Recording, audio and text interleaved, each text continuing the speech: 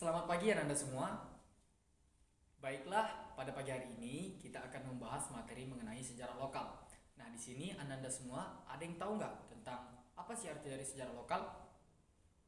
Yang tahu boleh tunjuk tangan. Ya, silakan Dimas. Ya, benar yang dikatakan Dimas. Sejarah lokal itu adalah sejarah yang terjadi di suatu daerah. Nah, namun Bapak di sini akan melengkapinya. Jadi, pengertian dari sejarah lokal itu adalah suatu kejadian atau peristiwa-peristiwa bersejarah yang terjadi di suatu daerah atau suatu lokal tertentu. Nah, dari pengertian itu, ada nggak yang tahu atau yang bisa mencontohkan dari peristiwa sejarah lokal? Yang tahu boleh tunjuk tangan. Ya, silakan Indah. Ya, benar sekali. Perang Padri bisa dikatakan atau dikategorikan sebagai sejarah lokal. Ya, ada lagi contoh yang lain? Boleh kepada Rizky, silakan. Ya, peristiwa Bandung Lautan Api. Peristiwa tersebut juga bisa dikatakan secara lokal. Mengapa bisa dikatakan secara lokal? Karena dia terjadi di daerah Bandung. Namun, peristiwa Bandung Lautan Api itu bisa juga dikategorikan dengan sejarah nasional. Karena apa? Karena peristiwa Bandung Lautan Api itu berhubungan dengan Republik Indonesia atau dengan kemerdekaan negara Republik Indonesia. Bukan hanya berdampak kepada daerah Bandung itu saja, namun kepada Republik Indonesia. Nah, di situ perbedaannya antara sejarah lokal dan sejarah nasional. Namun hari ini kita tidak akan membahas tentang sejarah nasional karena kita akan memfokuskan kepada sejarah lokal saja. Baik, dari pengertian dan contoh-contoh, Bapak rasa Anda semua sudah mengerti tentang sejarah lokal. Nah, untuk hari ini sesuai janji Bapak sudah menyediakan media berupa miniatur di mana kita akan membahas mengenai sejarah lokal yang ada di Riau atau peninggalan sejarah lokal yang ada di Riau. Nah, di sini ada nggak yang tahu? Dari tadi Anda semua mengatakan sejarah lokal dan mencontohkannya itu dari luar daerah Riau. Nah, kalau untuk di daerah Riau sendiri, ada nggak Anda yang tahu tentang peristiwa atau peninggalan sejarah lokal yang ada di Riau? Silakan kepada Rizky, silakan. Ya, benar sekali Rizky. Kerajaan Siak merupakan peninggalan sejarah lokal yang ada di Riau, tepatnya di daerah Siak. Nah, ada lagi ya nggak yang tahu tentang peninggalan sejarah lokal yang ada di Riau? Oke, ada lagi yang tahu tentang peninggalan sejarah lokal di Riau? Ya, silakan Indah. Benar sekali, Istana Sayap. Istana Sayap juga merupakan peninggalan sejarah lokal di Riau, tepatnya di daerah Pelalawan. Nah, namun hari ini Bapak sudah menyediakan media miniatur tentang peninggalan sejarah lokal yang mungkin Anda semua belum tahu. Miniatur itu merupakan peninggalan sejarah lokal di mana dan apa namanya. Nah, yang Anda sebut dari tadi seperti Istana Siak, seperti Istana Sayap, itu merupakan peninggalan sejarah lokal di Riau yang memang sudah sangat terkenal gitu di Riau. Dan bukan hanya masyarakat Riau saja yang tahu. Kalau ditanya, orang Palembang ditanya tentang Istana Siak, mungkin mereka tahu dan mungkin mereka bisa lebih tahu gitu, karena memang istana itu sudah terekspos ke seluruh Indonesia. Namun untuk miniatur atau peninggalan sejarah lokal yang sudah Bapak sediakan ini, belum tentu orang tahu ini merupakan sejarah lokal yang ada di Riau. Nah, hari ini kita akan membahas mengenai peninggalan sejarah lokal yang ada di Riau yang sudah Bapak bawa miniaturnya, itu yang dinamakan dengan Rumah Tuan Kadi. Baiklah, di sini Bapak sudah menyediakan seperti janji Bapak di pembahasan minggu kemarin. Bapak akan menyediakan sebuah media miniatur untuk menjelaskan mengenai peninggalan sejarah lokal atau salah satu peninggalan sejarah lokal yang ada di Riau. Nah, tadi Anda semua menyebutkan tentang sejarah lokal seperti kerajaan Siak, kerajaan Istana Sayap. Itu kan merupakan kerajaan-kerajaan atau sejarah lokal yang sudah terkenal gitu di Riau. Mungkin Anda semua belum pada tahu bahwasanya ada sejarah lokal yang namanya Rumah Singgah Tuan Kadi. Nah, ada nggak yang tahu tentang rumah ini? Tidak, baik. Kalau memang tidak ada, baik. Di sini Bapak akan menjelaskan mengenai sejarah lokal atau peninggalan singgah Tuan Kadi ini awalnya belum disebut sebagai rumah singgah Tuan Kadi. Nah, rumah ini didirikan oleh Haji Nurdin Putih. Beliau ini merupakan seorang saudagar terkenal di Senapelan. Nah, tahu Senapelan di mana? Ada yang tahu? Ya, benar sekali. Senapelan itu tepatnya di Pekanbaru. Nah, sekarang juga ada Kecamatan Senapelan. Dan rumah singgah ini memang berada di Kecamatan Senapelan, tepatnya di bawah Jembatan Siak 3.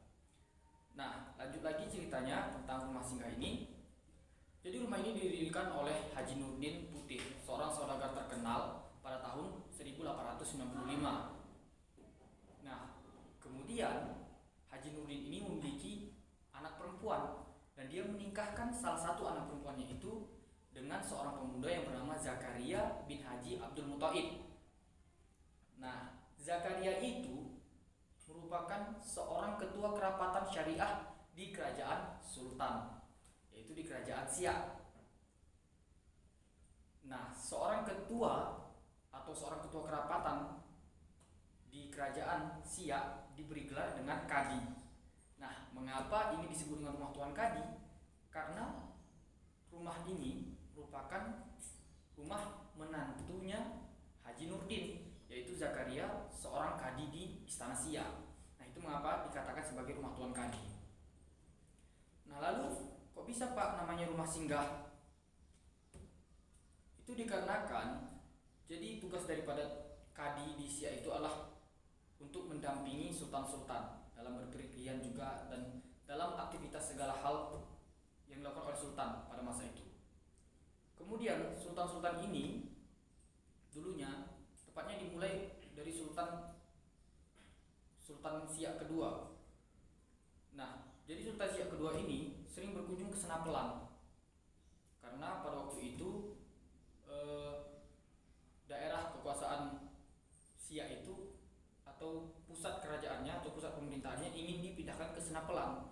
Nah, karena hal itu jadi Sultan Siak itu sering berkunjung ke Senapelan. Dan dikarenakan di Senapelan itu ada rumah dari peninggalan mertua Zakaria tadi atau Tuan Kadi tadi. Jadi si Tuan Kadi ini membawa Sultan untuk menginap di rumahnya di Senapelan gitu. Ketika Sultan berkunjung ke Senapelan, maka Tuan Kadi ini akan membawa atau mengarahkan Sultan untuk menginap di rumahnya. Nah, kebetulan rumahnya ini berada di tepi sungai. Nah, jadi dulu akses para sultan itu banyak yang dilakukan dari sungai.